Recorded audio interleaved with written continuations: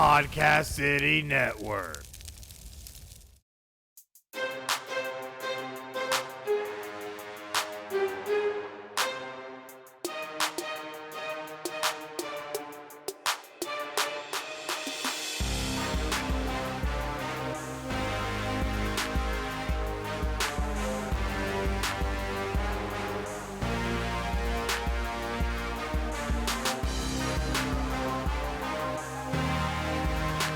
This is Final Score, your number one podcast for sports news.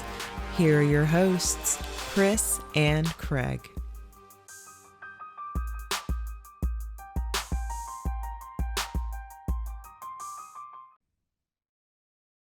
Hey guys, welcome to another exciting episode of Final Score, episode 63.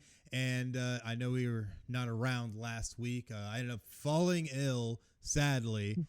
Yes, I did have the Rona, but you know what? It's all good because I'm here and I am healthy and all is well. So no worries, and we're here for another episode of Final Score. So, it's going to be a good time. So, but before we can get really any further, though, I still got to bring in this guy over here who's somehow wearing that awful hat. Craig, how you doing, bud? I'm doing great, man. I'm glad to hear that you are safe and well. Obviously, that you're donning right now. Oh, yeah, man. Oh, yeah. But you know what? You can never hold down the cream of the crop. So at the end of the day, we're here, and, it's going to be a great show, man. I'm really excited. But to make sure that you can follow all things Final Score, you have to make sure that you follow us on social media at PCN Final Score on Facebook, Twitter, YouTube, Twitch, and Instagram. Go give us a like, give us a follow, leave us a rating, let us know how we're doing, and of course, invite everybody you know. That's going to be the big thing. Bring all your friends. We like to go ahead and share around here, and we want to share all the sports news with everybody. So only makes sense. But we're on a lot of content platforms too, aren't we, Craig? Absolutely. You can find any of our audio content, our audio podcasts on Spotify, iHeartRadio, Apple Podcasts, TuneIn, Stitcher, Podbean, Google Podcasts. All you have to do is search keyword Final Score, one word, to find us on those. And if you prefer the video version like you're watching right now, all of our episodes and our interviews and any of the content that we post also goes on our YouTube page. You can also search keyword Final Score, one word there. Interviews like the one that we've done last weekend with Jay Stevens, it will be up on our YouTube page. Yeah, definitely. It's going to be a lot of great stuff. And we even have a little bit of that interview because, we know how last week went. And we were so sorry we weren't able to bring this last week like we wanted. But we do still have a clip of this, and you definitely need to make sure that you check out Jay Stevens. That dude has a lot of great stuff going on with the Jay Stevens podcast, and you can find him on Facebook at /Jay Stevens Podcast and on Twitter and Instagram at JStevens07. There we go. Not confuse people. I get crazy sometimes. But we're going to check out a little bit of that interview right here. So fans, go ahead and enjoy. Hey, everybody. It's Craig with Final Score, and yet again, we're bringing on some great interview guests. And today I have none other than Jay Stevens of the Jay Stevens Podcast. Jay, how you doing, man? Good, man. Very good. Glad we could put this thing together, and happy to be here with you today. Yeah, I know. I've been a guest on your show a few months back, and then we were trying to coordinate getting you here on Final Score. And just, COVID happened, and then one thing right after another. But I do like the little dynamic here. If those of you that aren't aware that we're sporting our teams here, this is, you got a little something on your hat right here. I haven't worn this hat. It's probably been a year and a half. I have so many different hats that I wear. Then I brought this one out just for you. Yep, I figured that's a special occasion, so I appreciate the fact that you dressed up for it. That's exactly, awesome. Exactly. But yeah, we got a lot of things to go over today. And I guess the first thing, I just want to congratulate you because recently, within the last week or so, you hit 5,000 all-time downloads. Yes, sir. That's amazing. Yes, sir. We just hit 2, but the way, I can't even think how to say this. Like the way that you've been growing over the last even few months has been really something special. I really appreciate that. And yeah, 5,000 downloads. I think it was Tuesday I announced it, Tuesday or Wednesday, I forget. But it's been a journey. It's been a fun journey. Started the podcast May 12th of 2019. Remember that day so very well because it was Mother's Day of that year. And then in the early stages, you're like, oh, I don't know what I'm doing. I'm nervous. I don't know how to formulate a show. I don't know how to get my pace down and figure out who I am as a broadcaster, as a podcaster. Then lo and behold, things kept growing, and then you're ever evolving. But then as you're evolving, you're noticing people are kind of liking what you're doing, and so you just keep going, you keep pushing. And yeah, 5,000, man. I'm excited, really excited. Not sure when we're going to hit 10,000, but I hope it's sooner rather than later. You know, on top of 5,000 downloads, you just surpassed 100 episodes. You're at 104 last time I checked. That's awesome. Well, yeah, thanks, man. Thanks. Like I said, things are just going to keep going. I did start something kind of like the Be the Change series with all of what's going on with racial issues and racial tension and things like that. So that's going to be kind of a third episode a week. But then this upcoming week, I have 3 episodes doing a couple interviews with things that are going on in sports, one with baseball, one with a beat writer for Clemson football. So I'm trying to just expand and trying to get more deep into sports, more beat writers, more guys that are writers, maybe some announcers, some play-by-play men. I'll have a big guest coming up. I can't really announce it just yet. Yeah. But coming up, it should be an interview. On the 27th, will be released the following week. I just don't want to let that one out just yet because it's probably one of the bigger names that's out there. But yeah, man, 104. When I started, I said I'm only going to do one episode a week because you think you don't know what you're doing. One episode, you want to study all week, you want to watch film, and then talk about it. No, I can do. I'm up to about 3 sometimes, 2 every week, sometimes 3. It's just fun just being able to do something that I love, that I've had a passion to do my entire life, and then podcasting, the internet gives me the avenue to do it. Not making money off of this stuff. It's just fun. It's a hobby. Yeah, I would love to get paid at some point, but for right now, it's just free, man, and I love every second of it. It's good. So I got to ask them, with all these guests that you have been bringing on, you said you've been doing a lot more interviews. Mm-hmm. Who's been your favorite guest so far? Not the one that you're about to do. I know that one's going to be a lot of fun, but past guests that you've had so far, who's your favorite? Okay, so I can't pick just one because number one, I've had a lot of good guests, really good guests. Some friends that have come on, some family that's come on, some writers that have come on. So I'll give you 3. Okay. One of them I've already mentioned earlier. Number one would be my dad. My dad was my first guest. He doesn't know it just yet, but if he's watching this, he'll be learning that he'll be coming on very, very soon. Kind of talk about the race stuff that's going on. He's a pastor, and he's been around for quite a while, so he has an aspect as a black man that even myself, I don't know, because he's, at least twice my age. Mm-hmm. And then being a pastor, there's things that he deals with on a regular basis that the average person doesn't deal with. So my dad would be number one. Number 2, let's go Greg Doyle, sports columnist for the Indianapolis Star. Had him on for episode number 100. And that was just a very, let's just talk a little bit. Not sure where this is going to go. He kind of let something out. He mentioned that he had an opportunity to go to the Athletic. And in the Athletic, they talked to him about going from the Indianapolis Star to the Athletic, a bigger brand than the local paper. And there was a lot of money involved. But based off of how he viewed his current job and where he was right now in Indianapolis, he didn't want to leave Indianapolis for that job. A lot of people are like, why would you not want to leave a local paper for a national brand? But that's just how entrenched, and that's how he views his current job. A local paper that's very deep.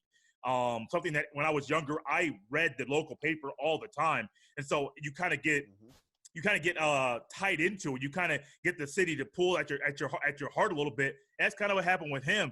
So my dad, Greg Doyle, and then number 3, I kind of mentioned it, a guy named Cody Gwynn. You may have never heard of him. He lives in Greenville, Tennessee. He hosts a morning news talk radio show, and then does some play-by-play broadcasting there for high schools there in the local area. And he emailed me back in the fall and was like, hey, man, I like your style, I like your flow. Remember, this is back when I just started, so I have no idea what I'm doing. And so he's like, yeah, man, I'd love to do something with you sometime. All right, cool, man. And then the first time I had him on, I was like, hey, me and this guy, it's kind of like you and Chris. The chemistry that we have, you can't teach it. It's just natural. So the natural conversation style, code style, me and Cody have, he just came on for his 3rd time, episode 104 that you mentioned. He was on again reviewing Long Gone Summer. I always say the summer of '98, the home run race between Sammy Sosa and Mark McGwire. But yeah, those would be the three. Me and Cody did something that I love, and then of course Greg Doyle. I admired his work for quite a while. And then my dad, like you can't right. you can't have a conversation like this without having your dad in it because he may kick you out the family. Right. Let's let the audience know where they can find the Jay Stevens podcast. So the podcast, it's on all listening platforms, podcast listening platforms, Apple Podcasts, Google Podcasts, Spotify, Stitcher, iHeartRadio, wherever you get your podcast, you can find us there. You can follow me on Twitter at jstevens07. Same on Instagram. There's a podcast Instagram page as well, Jay Stevens Podcast. Go there. Facebook, just like you guys have a Facebook page, the Jay Stevens Podcast. I'm getting better at posting on there. But yeah, man, this has been fun, Craig. I've been looking forward to this for quite a long time. I'm glad we got to finally sit down together and chat it up a little bit. Glad we're both wearing the hats that combat each other, so we all know when the game plays. I'm going for one school, you're playing for the other. You're going for the other school, and just enjoying it. But be on the lookout, like I mentioned earlier. I'm working on a big guest. I've had some big ones in the past. Working on some bigger ones in the future. There should be a big guest that when you see his name, like, oh, that too, Jay was talking about. Yeah, I'm looking forward to that. So check out Jay Stevens Podcast. You can find it on all social media accounts and on any place that you find or listen to podcasts at Jay Stevens Podcast. And I'm excited the fact that we got a chance to do this, and I'm really happy to have you on, Jay. Looking forward to having you on again in the near future, especially once sports comes back, college sports comes back. It's gonna be fun. I'm looking forward to it, man. Thank you so much for joining, and you can find this entire interview here on YouTube as well as all of our social media outlets at PCN Final Score. Thanks again, Jay. Really appreciate having on, man, and we'll see you soon. Oh, man, I tell you what, amazing interview, really great stuff. But as we were playing that clip, we found out that apparently we sound a little helium-ish. Not sure why.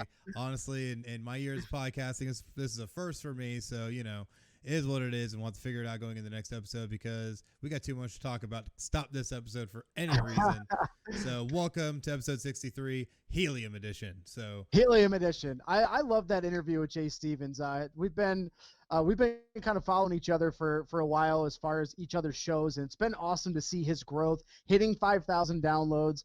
And I got a little announcement for everybody. You heard in that clip that he's had a special guest that he didn't want to announce just yet. Well, he just announced it within the last day or two, and it is none other than, get this, Chris, veteran play-by-play broadcaster Ian Eagle. Yeah, Ian Eagle himself.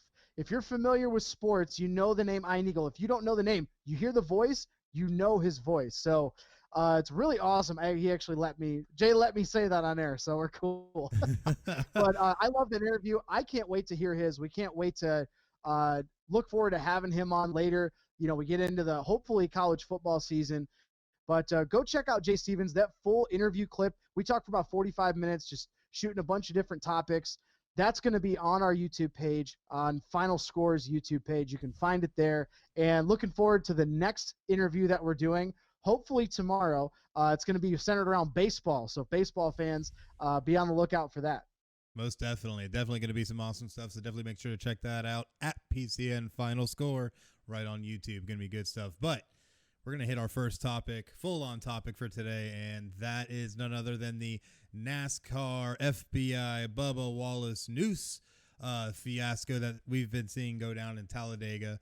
And this whole thing's been kind of crazy. If you're not up to speed on what's been happening with this, back on June 21st, as NASCAR was preparing for their race at Talladega, which took place on the 22nd, we saw teams filing in, coming into their garages to a team member for the 43 Chevrolet of Richard Petty Motorsports that is piloted by the only African-American driver there is in NASCAR, Bubba Wallace, come in to find a noose, quote unquote, that was tied into the garage pull down rope, and ended up sparking a ton of controversy, already coming on the heels of NASCAR banning the Confederate flag at all NASCAR races.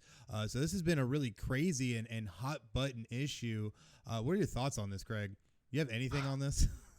I mean, I know we've got. I know I want to let you get to talking a lot about this because I know you've got That's a why I lot want to of give you thoughts. a minute to get something in edgewise before I go on a diatribe. What I really will take out of this is I really loved seeing all the support from all the other drivers that happened from that race. That moment was awesome to see all the drivers band together like that and to walk Bubba's car out there. It was a very emotional moment, But I think that also helps hopefully push this sport forward out of where it's been. I'll put it that way. But actually, we got something really cool that we've never done before on the show. Playing interviews from other sources. Oh yeah, and I know exciting stuff. It's funny because I'm really excited to actually do this. We've never done this before. Yeah, I'm excited to do it, and then I'm excited to tear it down. So we'll see how it works out. But this clip that we are about to play for you, though, was Will Kane and his take on these issues and the possible fallout because NASCAR ended up getting a hold of the FBI. The FBI got involved and launched a full-on investigation in conjunction with NASCAR that lasted 48 hours. And come to find out that the news had been there since at least of October of last year, 2019. So couldn't tell, that there was any motive behind it. Obviously, you're not going to try and plant things out that early. That's pretty crazy if that were true. So FBI kind of said that, yes, it was a noose, but that there was no ill intent. There was nothing found.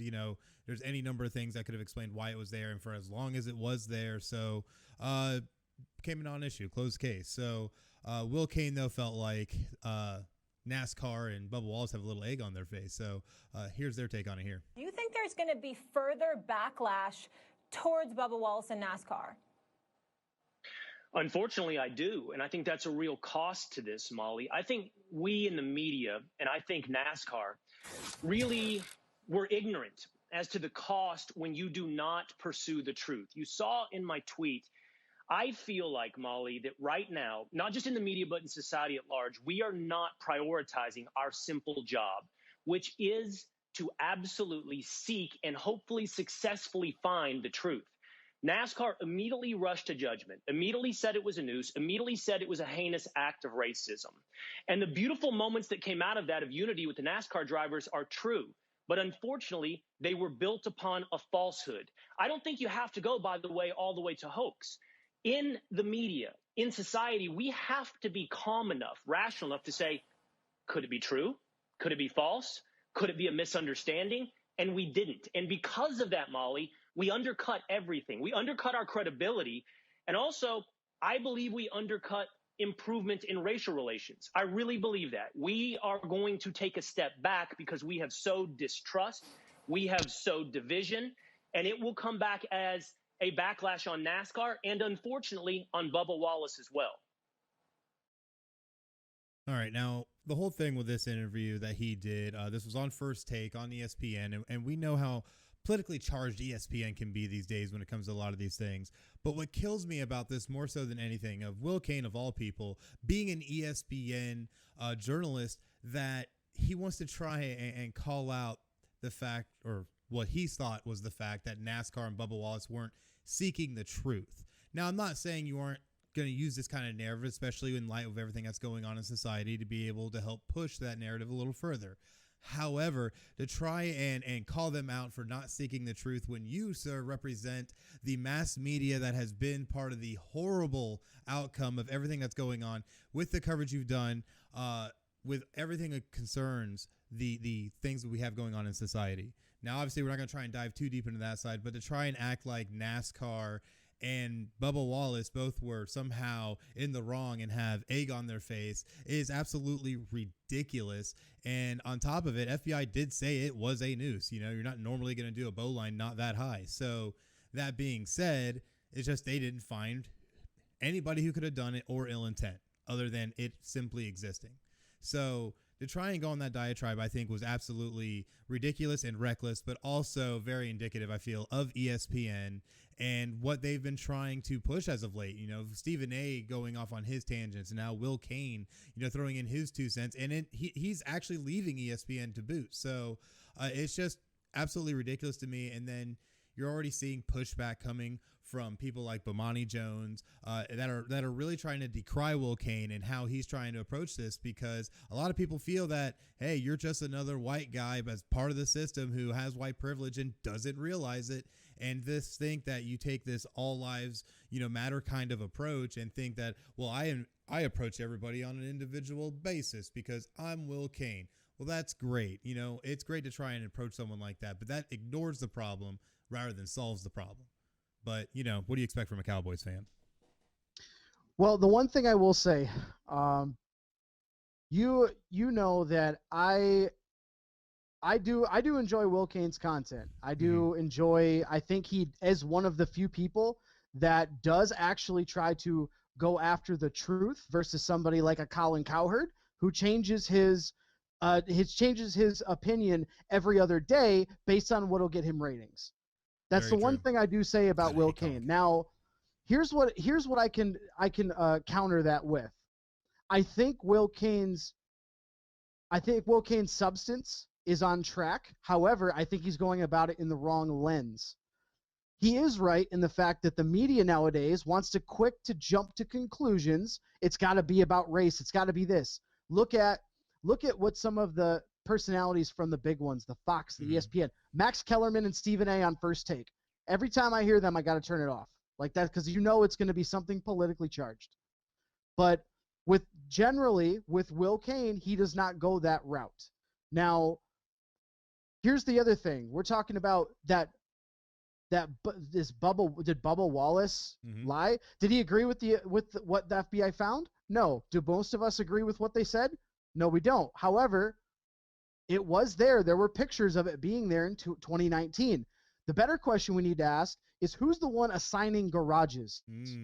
Who's the one assigning garages? Because that's where – and here's another thing. Bubba Wallace never saw it himself. No, it was someone on his crew that the first thing he did, and rightfully so, he went to NASCAR and said, hey, this looks weird. Can you look into this? What did NASCAR do? The right thing, immediately said, hey, let's get somebody investigating on this. They didn't come out and say this is a hate crime and this and this. They kind of did, but they said it was a noose and they thought it was questionable. Right. So what they did is they did the right thing. They got the FBI involved. Yes. Now, I think the way that it's being portrayed is the wrong way. Other personalities on ESPN, Frank Isola, Mike Wilbon, I listened to their points on it from a few days ago. They all kind of agree with Will Kane in the fact that the media does do this. We jump on top of things where we probably shouldn't. We should seek the truth first. So I agree with what Will Kane said about the media. I don't agree with how he went about it, saying that basically calling out NASCAR that they're fishing basically for stuff. I don't think that was the case, but I do think that he was, to a point, he is in the right, but the way he went about it, Bubba Wallace didn't see it.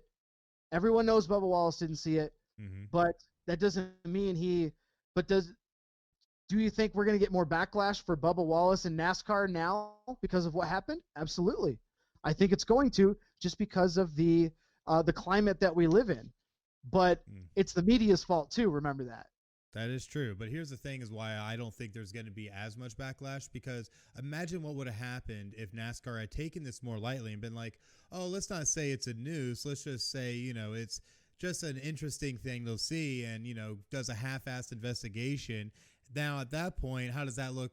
How does NASCAR look? Well, they're damned if they do, damned if they don't. Because if they do, now it looks like they're being oversensitive. But if they don't, it's like, oh, that's that racist sport. They don't even care. But that's the thing, though. I think there's going to be less backlash because they did decide that, you know what?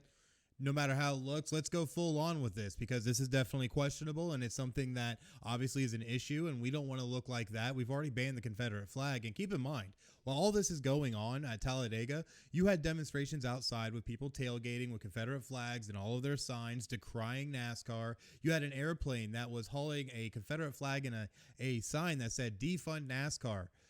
So just going to show there was a really heavy climate already there, and then this happens. So, NASCAR had no choice but to go to this route, to contact the FBI, to make it a big deal. Now, it's better, obviously, to go through and find out nothing was amiss. But at the end of the day, they did their due diligence, and that's all NASCAR can do. So they even Absolutely. ended up releasing their graphic. I think you've seen it, where they said there's 29 tracks they go to with 1,600 plus garage stalls, with checking all of them, with 11 that came back tied. Only one was tied in a noose. Now, that came straight from NASCAR. Who knows if it's credible? It might be the way that their PR department might be trying to help them save face. Who knows? But at the end of the day, in this situation, NASCAR did what they could. And that's all you can expect at this point, especially considering what NASCAR is steeped in with all of its history. So here we are. But yeah, and then, like I said, the one great thing that's come out of this is how the drivers have responded and rallied around Bubba. Yes. I think unfortunately this sport is going to be in a real crossroads with, this year. 2020 is a year of crossroads for a lot of people and a lot of sports. But NASCAR, even though they're still operating, like, they are in a very different area right now, in a different gray area that a lot of other sports aren't dealing with. So I think the drivers are doing it. They did the right thing, rally around them, but now it's really going to be intriguing to see how does the sport of NASCAR move forward to try to progress their sport with all the pushback they're going to get from fans and their passionate rebuttals. We'll put it that way. Yeah. And if you haven't seen the pick yet, this is the pick here of the news that NASCAR and the FBI investigated. Leave your own comments in the comment section to what you think. Is this, something that was worthy of the investigation? Was this something that needed to be overlooked? Leave your comments in the comment section and let us know. Definitely is a very, very crazy situation no matter how you look at it. But, man, we'll see how things progress forward from here and see exactly how things turn out. But another thing that is always awesome to check out is Podcast City Network and all the great things that they have going on. All you have to do is head on over to podcastcity.net or onto their social media on Facebook at /Podcast City Network, or on Twitter at Podcast City Net, or on YouTube by searching keyword Podcast City Network. And, so many great shows, so many great things they have going on, especially with independent podcasts. A lot of new ones that have been joining the network and some that are still haven't debuted yet. So definitely make sure to keep your eyes glued. And of course, you can check out Final Score on Podcast City Network by going to podcastcity.net /FinalScore. And they also have a lot of great membership opportunities for podcasts by offering an array of membership services, including logo design and branding, social media advertising, live podcast hosting, and much, much more. And you also gain access to the network of shows to help with cross-promotion, guests, and overall reach, while also becoming a part of our ever-expanding PCN community based on people helping people. It's great stuff. The best part is no membership fee. So what are you waiting for? Go to podcastcity.net /join now and join the fastest growing independent podcast network around, Podcast City Network. Tell you, a lot of great stuff, man. Yeah, let's shift gears here. Let's talk about some MLB, because finally, we think maybe, possibly, baseball might return. After a lot of failed attempts to restart the season, everyone from the players to the ownership, all the owners of the teams, airing their dirty laundry for everybody to see. Oh, yeah. Finally, an initial agreement between MLB and the MLBPA. They just ended up going back to their initial March agreement. Basically, the players said, tell us when and where to report, and that's it.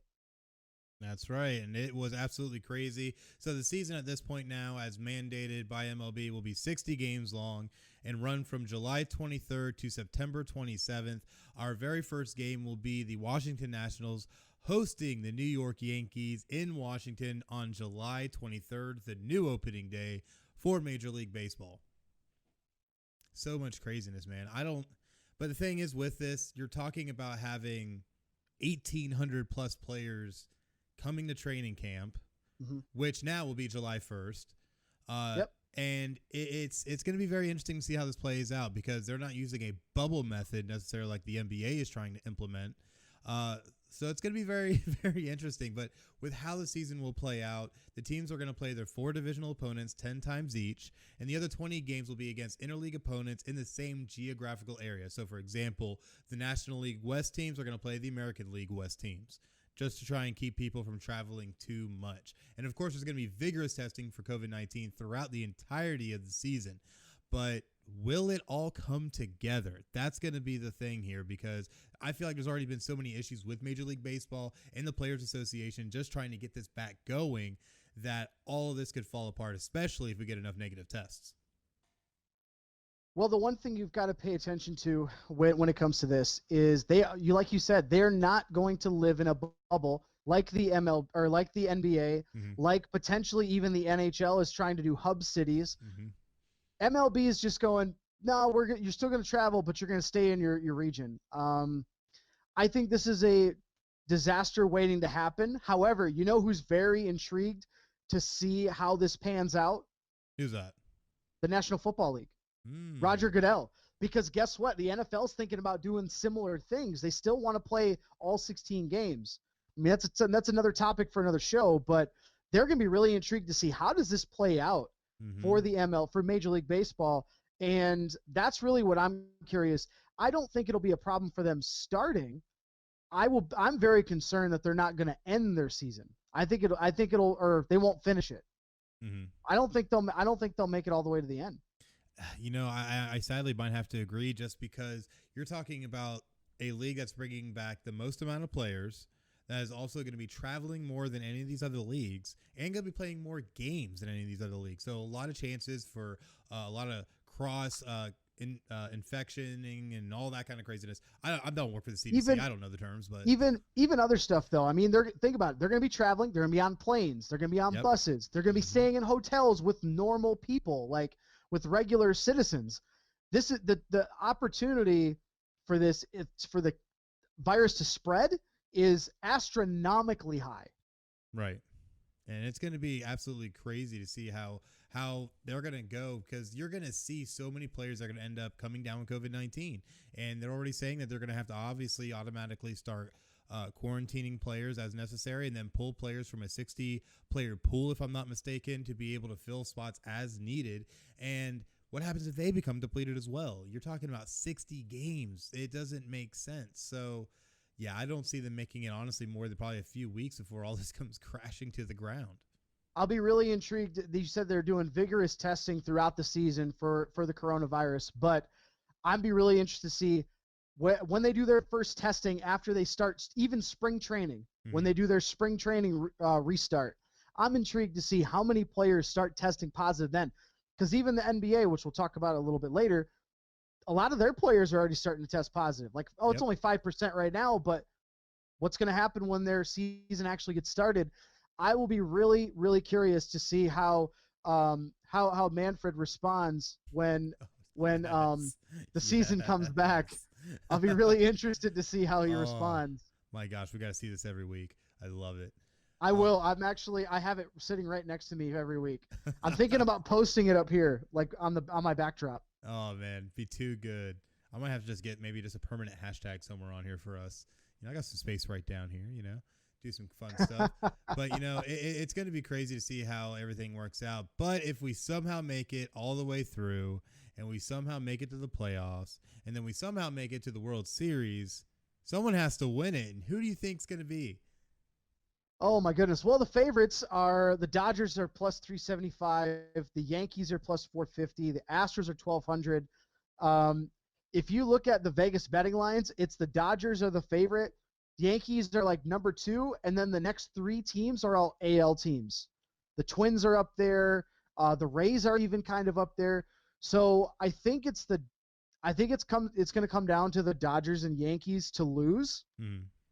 But I mean, to pick one, it's tough, because I seriously do not think they're even going to get to this point, to a World Series.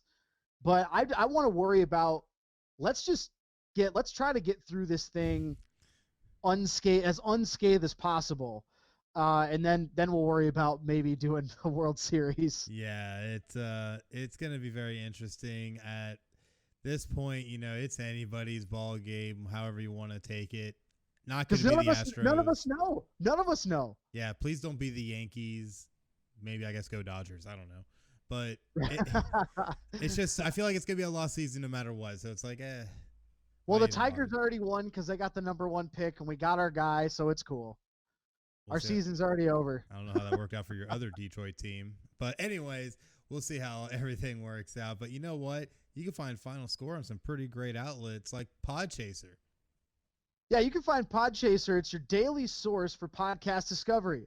Apple Podcasts is no longer the only credible place to rate and review podcasts. You can follow creators such as ourselves, browse every podcast ever, and you can even rate and review shows and individual episodes. Just go to podchaser.com and search keyword Final Score, all one word. Give us a follow, a rating, and just give us a review. We like the guys at Podchaser. We had a chance to meet them a few months ago at a podcasting conference. They got a lot of really awesome stuff going on there to help out new podcasters, established podcasters, and even to help with reaching new guests and things like that. So they got a lot of stuff. Go to podchaser.com, search keyword Final Score, and give us a follow, a rating, and review. Yeah, absolutely. You can also check us out over on Bullhorn. Bullhorn puts a new spin on listening to podcasts.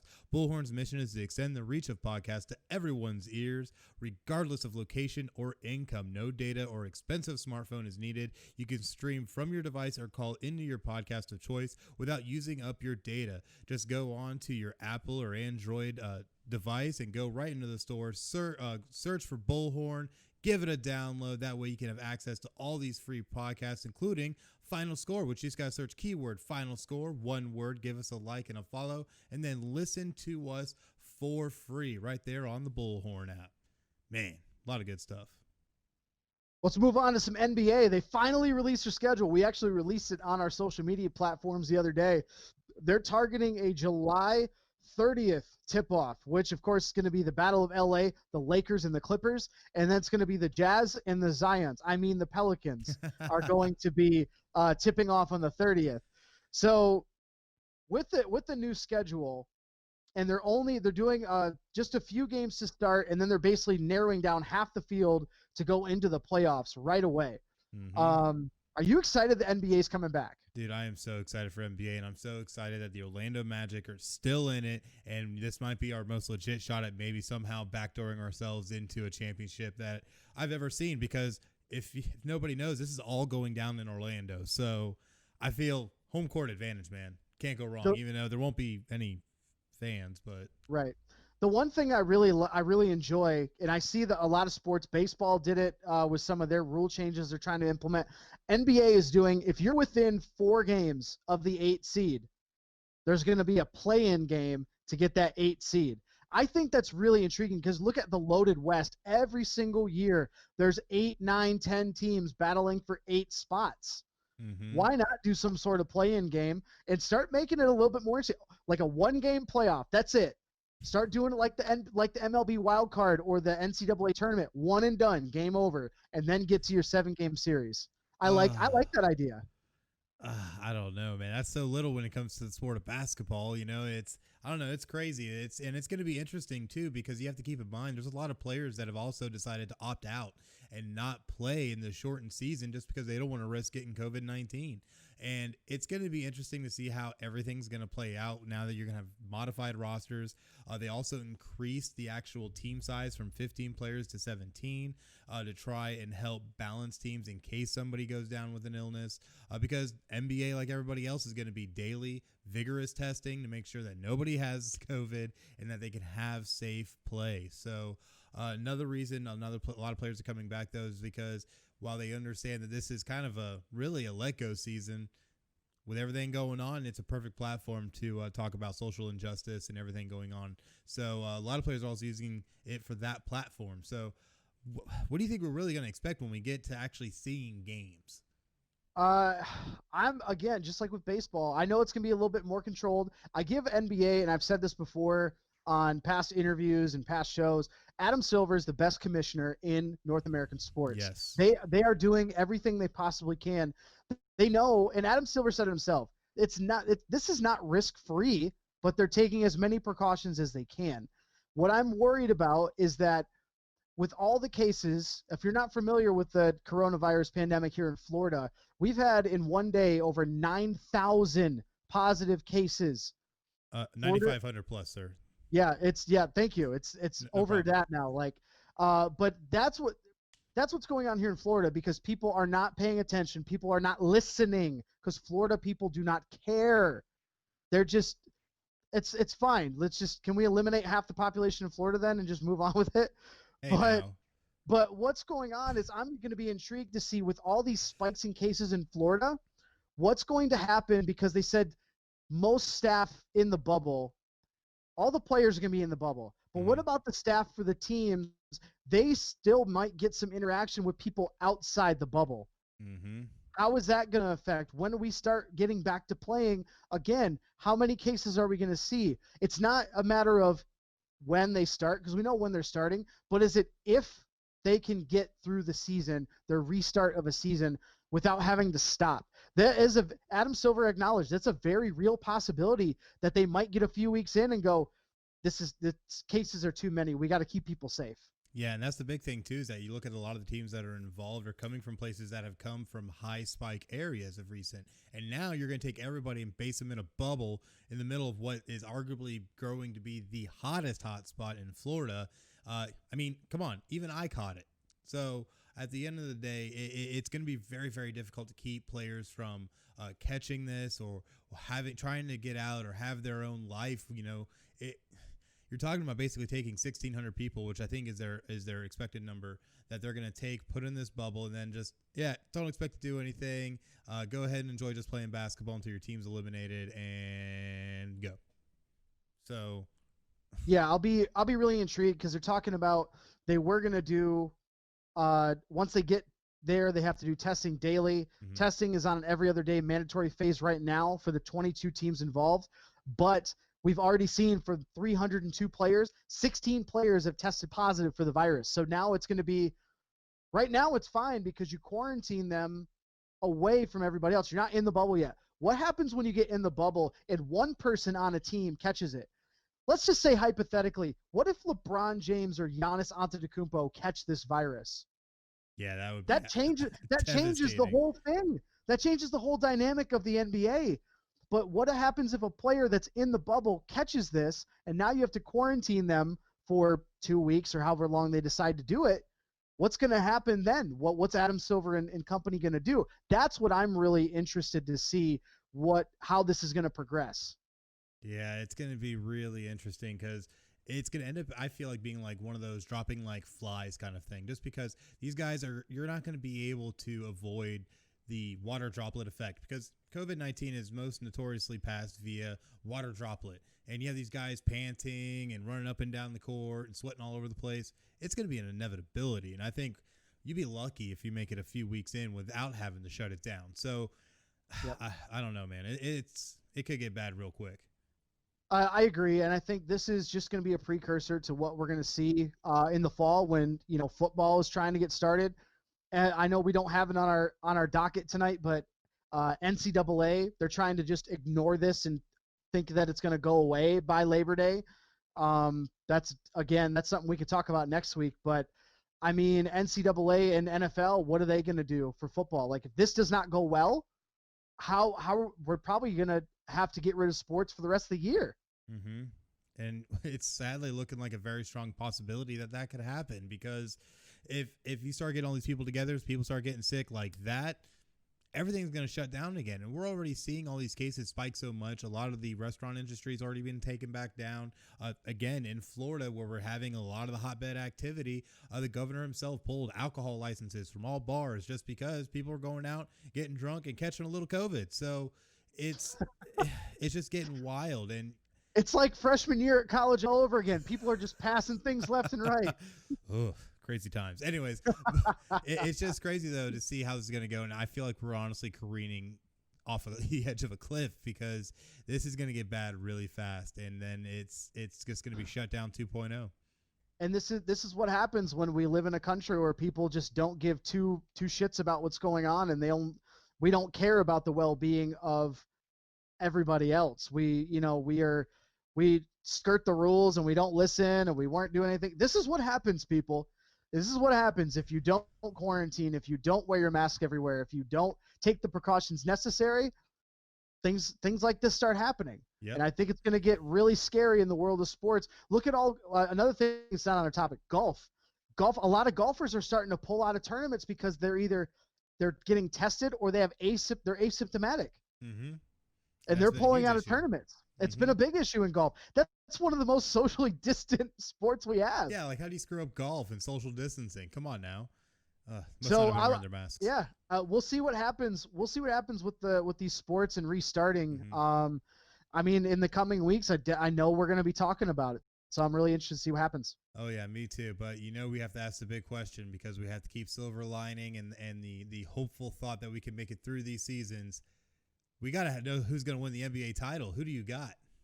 Assuming that everybody stays healthy, I think I would have to stay with the Lakers. They are the favorites right now by a slim margin over the Bucks. But I think it's going to be one of the LA teams. But don't be surprised with all this layoff. Do not be surprised if you have dark horse teams that come out. Like the Rockets could be a dark horse team that really could make some noise. Like, we got everybody's going to be maybe out of shape or, not really in the best playing. Look at guys like Harden and Westbrook. Those guys, I think, can make a lot of noise. They could be a dark horse to get deep playoff run. But I'm going to stick with the Lakers. I'm pretty sure at the beginning of the season I stuck with them to win the title anyway. Going into the quarantine, we're the best team in the NBA outside, not named the Bucks. We'll see. We're gonna see, but I'm sticking with Lakers.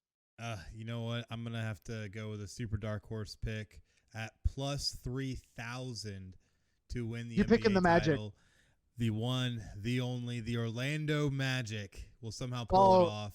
Once enough people catch COVID and we somehow weather it better than anybody and win the NBA title, playing against 3 janitors, a ticket salesman who's out of work, and some random passerby that they found on the street who happens to be 93 years old. And it's okay. If LeBron James goes out, Alex Caruso can just take over. Alex Caruso can take over the Lakers. He can dominate. They're going to bring in J.R. Smith because they're losing Avery Bradley, who's not coming back. That's true. They'll just bring in J.R. Smith. Just let Alex Caruso run the show. Game over. You got this. Title. Just put the ring on him. Actually, I'm really going to be intrigued. I want to see it's going to happen because I know the Pelicans have the easiest schedule of the restart. That's true. Pelicans are going to make the playoffs and play the Lakers in round 1. And then get ousted. So we'll see how it all works out. But maybe it's been really working out great for us. These great guys that we partnered with Radius Digital Marketing. Yeah, we want to give a quick shout out to Alec and Sean at Radius Digital Marketing. They've been extremely helpful in building our brand and expanding our audience. They specialize in ad management, lead generation, brand awareness, and social media marketing. If you're looking to take your business to the next level, contact Alec at AlecAnuzis@radiusdm.com for more information. That's ALEKANUZIS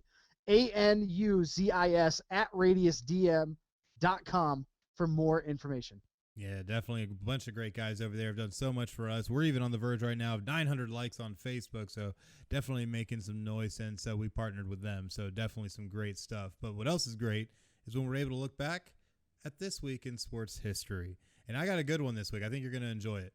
So nice. First one off the bat, June 27th, 1890. That's right, I threw it back. Canadian boxer George Dixon becomes the first African-American world champion when he stops English bantamweight champion Edwin Nunk Wallace in 18 rounds in London, England. You took it way back for that, 1890. Took it way back. On the same day, June 27, 1954, Hungary beats Brazil 4-2 in the, quote, Battle of Bern as FIFA World Cup quarterfinal descends into an all-out brawl with 3 players sent off. The fighting continued in the dressing rooms after the final whistle. Yeah, that's nuts. So, yeah, that's FIFA for you, people. June 28th, 1971, the U.S. Supreme Court votes 8-0 to vote to overturn the draft evasion conviction of one Muhammad Ali. He was one of the pioneers of the social movement. For those of you that might be too young to remember him, I know he was way before our time in his prime, but we still learned a lot about him growing up. Really, really good he was a really good beacon for the first civil rights movement. Oh, definitely. June 28th, 1992, the USA Dream Team beats Cuba in their first exhibition basketball game, 133-57. Ouch. And they would keep that up and destroy everybody in 1992. Oh, yeah, they absolutely did. On that same day in 2012, Kentucky center Anthony Davis is the first pick in the NBA draft to the New Orleans Pelicans. How'd that work out for him? Right. And fun fact, also actually on this day, the Golden State Warriors drafted Steph Curry at 7th overall. That's true. That is very, very true. On June 30th, 1934, the NFL's Portsmouth Spartans rebrand to become the lowly Detroit Lions. I mean, hey, we can't all be winners.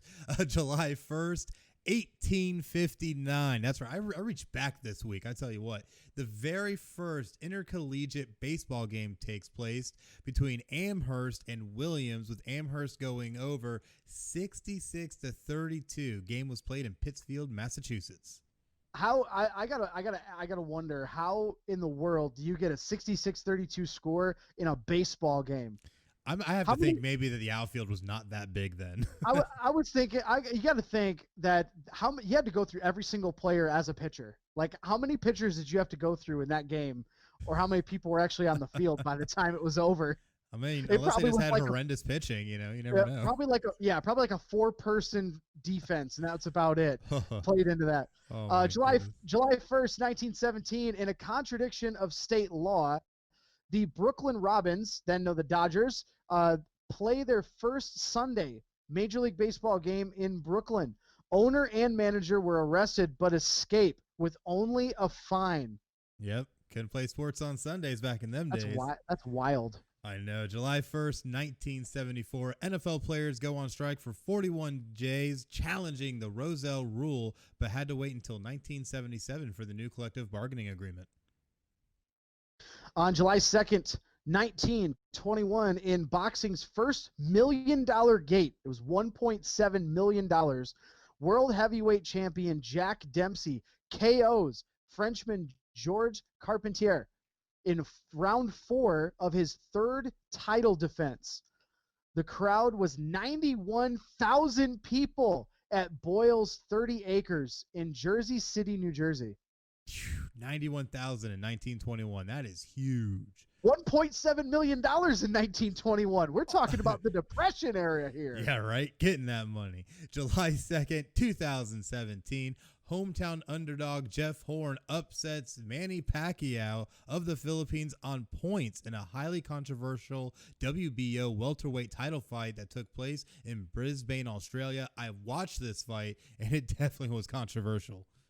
Yikes. Yeah, especially that was right before they were leading up to the Mayweather fight, correct?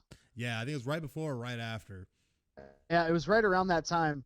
That was a wild decision in that one. Mm-hmm. July 3rd, 1966, Atlanta Braves Tony Cloninger. I literally just read this through right before while you were reading. I was like, okay, I got this. Nope, I messed it up completely. Tony Cloninger.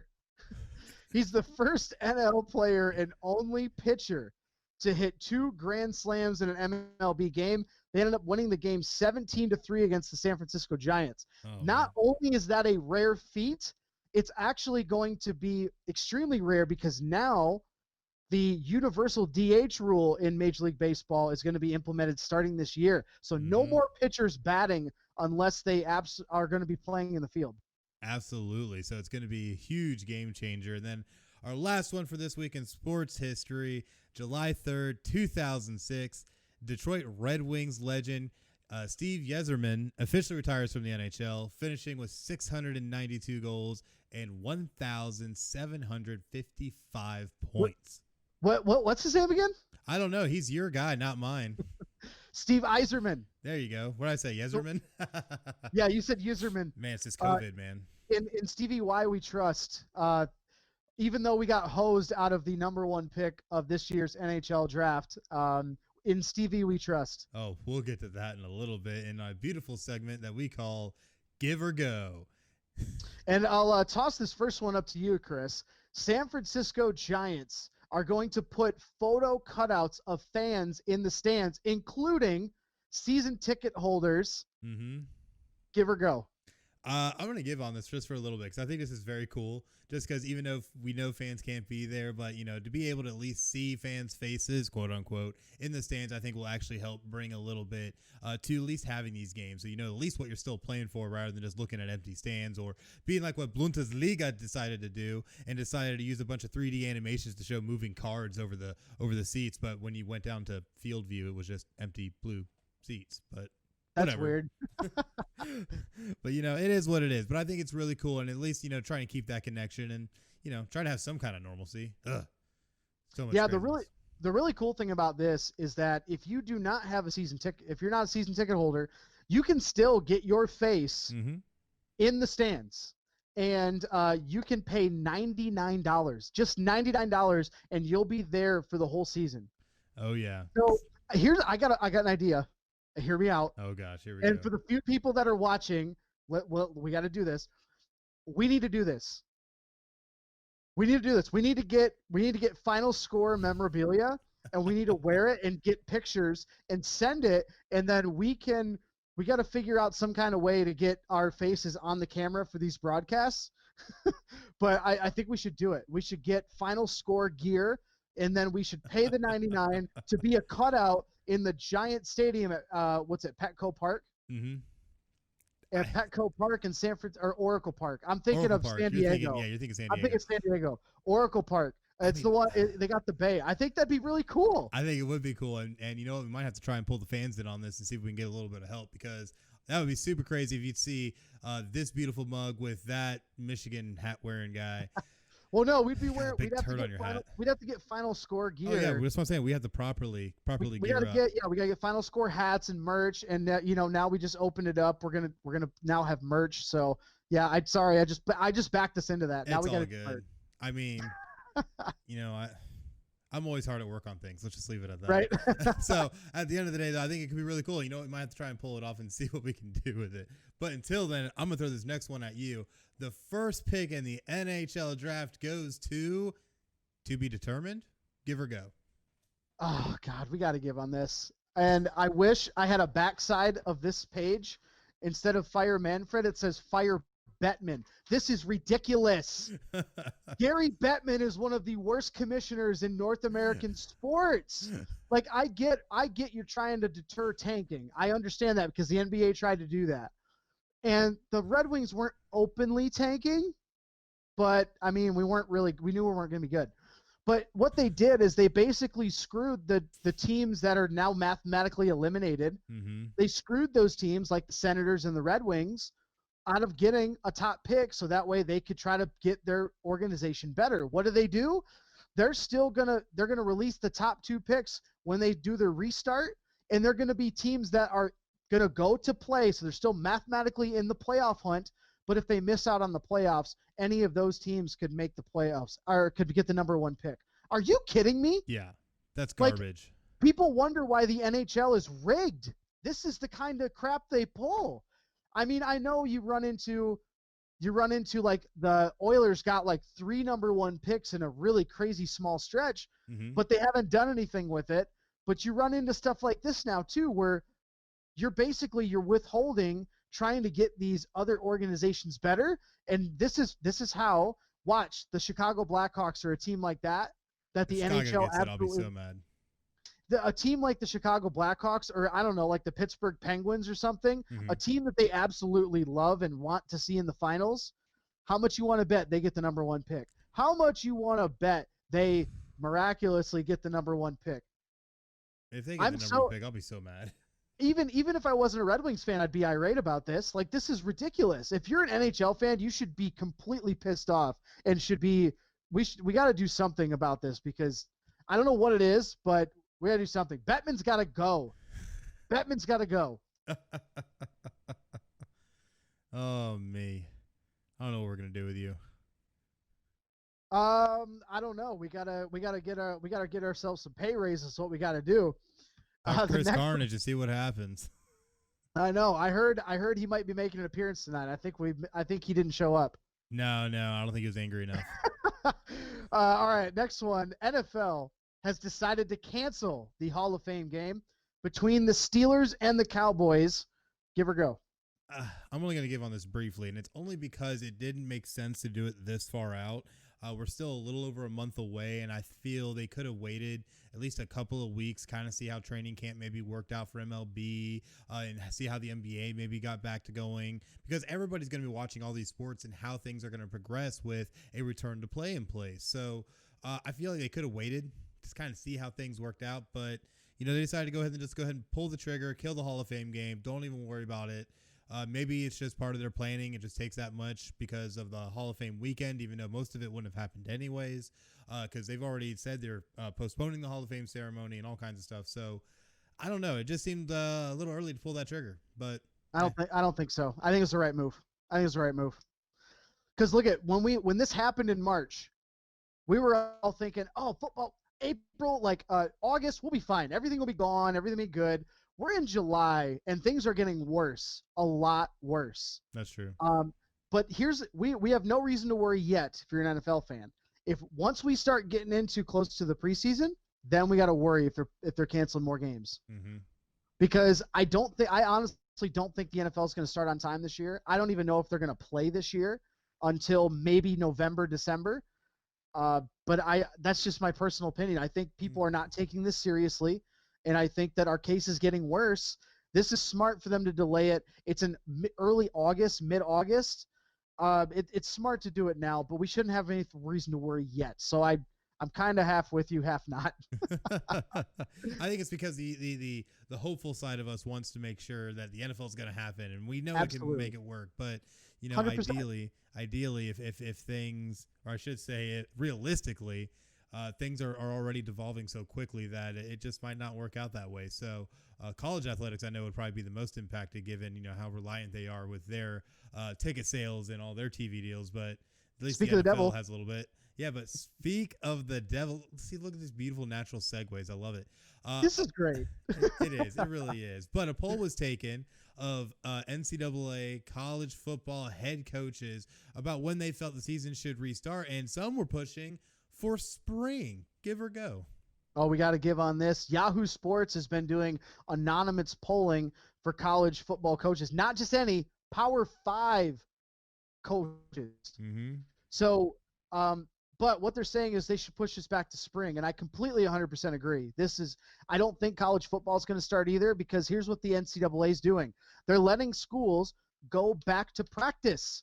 And what's happened? Clemson and Texas. Clemson's up to like 48 or 50 players with it. Yeah, look at all these players that are coming back. So what you're saying is you want to have the season go off without a hitch. Start putting people back in stadiums. Even if you play with no fans, guess what? What are they expecting out of these kids, the student athletes? You expect them to really go back to class with all the normal students? How much more exposure are you going to give these kids?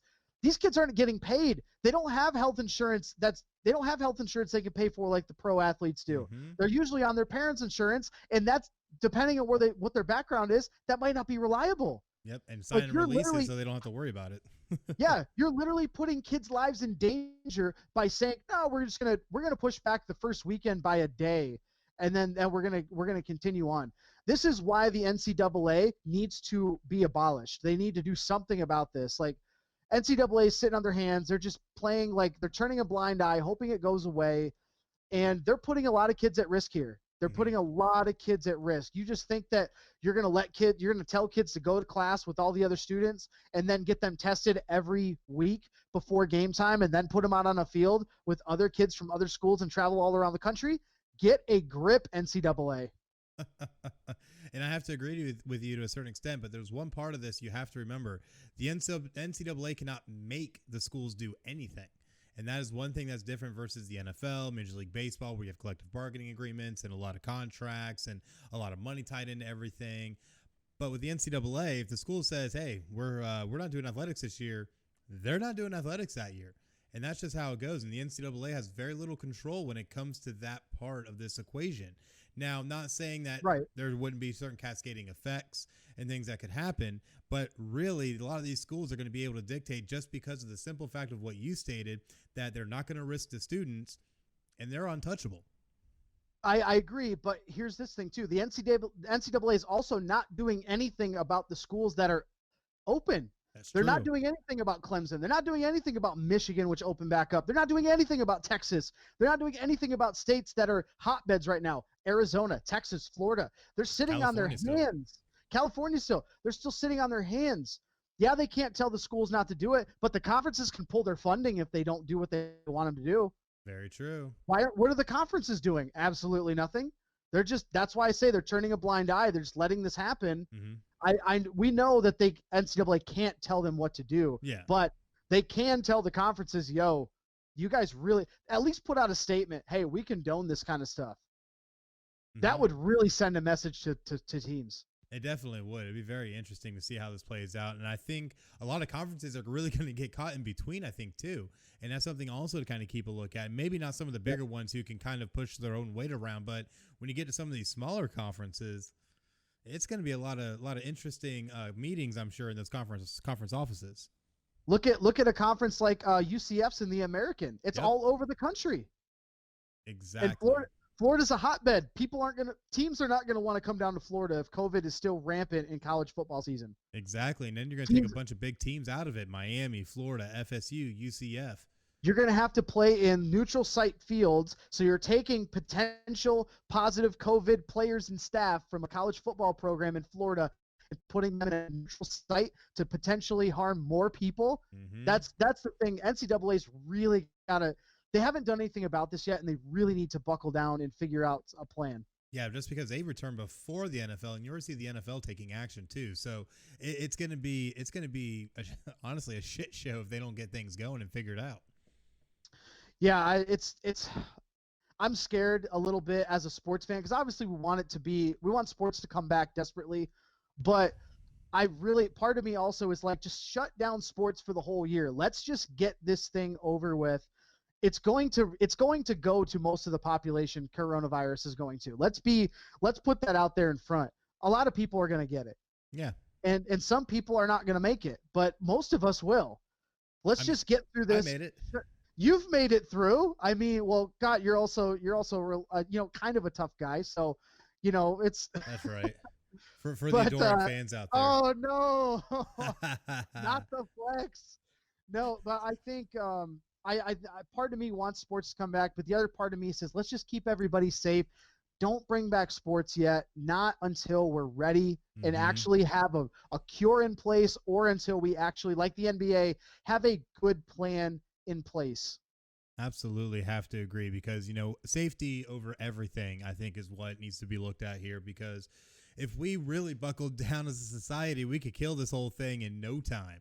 And you're getting these people that want to be selfish and go out and push the envelope, and then sports really trying to push to come back. And this is just a whirlwind. It's a powder keg. This is going to explode in everybody's faces. So let's just do the right thing, people. Let's make this easier on everybody. But sadly, that's the end of Give or Go. And now we're going to be looking to the week ahead. And yes, sports are happening, so a lot of exciting things to look forward to, but a lot of great things too, including episode 64 of Final Score, which will be our 4th of July edition. That's right, Independence Day is next weekend, on a day you don't normally broadcast, so we'll see how it works out. And we had to do something special, so we somehow refound Kevin Wathen, are going to be bringing back the rugby review. And we'll also be recapping hopefully an interview we have later this week. I mentioned with a baseball podcast called Foul Ball Area. Hopefully we'll have that for you next week as well. But yeah, well, hopefully we're glad to have Kevin Wathen back pretty soon. Talk some rugby. I know they've been handling the coronavirus kind of with stride a little bit. They've been playing, but it is what it is. We're glad to have him back though. Absolutely glad to have him back. And then, of course, we'll have MLB training camp that begins July 1st. So we'll have some of the very first stories coming out of there and seeing how these teams are handling the coronavirus and trying to return to play. So definitely make sure to keep an eye out, and we'll be bringing that next week. Absolutely. And the Final Score stream team, I apologize. I have been on the road and doing the best we can getting streams. Yeah, it's been really busy with COVID. Work's been very, very busy for us. But we're doing what we can to get streaming done. We might be able to stream tomorrow. I'm not sure of, family coming down and, obligations and all that stuff. So So we'll see. Hopefully I'll be able to stream once or twice this week, but as soon as we get a chance to know what that schedule is going to be, at PCN Final Score on Facebook, on Instagram, and on Twitter, we'll release when that schedule is going to happen this week. Definitely. So definitely make sure to keep your eyes peeled for all that at PCN Final Score, and we'll definitely have that to you as soon as we know, because obviously we always try to bring the very best that we can to you guys, the fans. And sadly, though, that means this is the end of our episode. We are at the end of episode 63. Thank you, everyone, so much for watching and joining us on Facebook Live and Twitch. And we'll be back next week for our very special 4th of July edition. And definitely make sure everyone stays safe out there. Any last words, Craig? No, just stay safe, everybody. Wear your masks and social distance. Wash your hands, sanitize, distance yourself if you need to. Just take care of yourselves, everybody. We want everyone to be healthy and happy, and just let's get through this thing together. Absolutely. But until next time, I'm Chris, that's Craig, and you just watched Final Score. Y'all have a great night.